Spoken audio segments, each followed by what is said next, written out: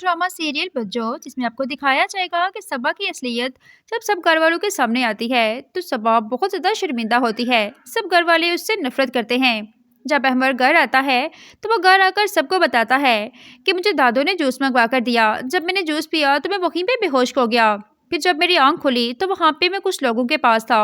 वो आपस में बातें कर रहे थे कि ये सब कुछ किया दराज सबा का है। सबा ने ही हमें बड़ी रकम दी थी ताकि हम इस बच्चे को अगवा कर सकें।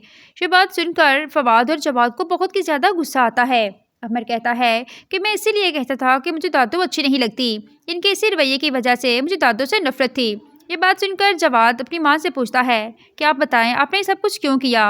आपका तो पोता था ना अहमर, फिर आप उसके साथ ऐसे कैसे कर सकती हैं। फवाद कहता है कि ये सिर्फ इसलिए किया गया था ताकि वो मेरी और बुशरा की शादी रुकवा सके। जब उन्होंने देखा कि वो मेरी बुशरा की शादी नहीं रुकवा सकी तो उन्होंने फिर रंग में भंग डालने के लिए अहमर को अगवा करवा दिया और इल्ज़ाम लगा दिया दुर्दाना पे कि उसने बच्चे का अच्छे से ख्याल नहीं रखा।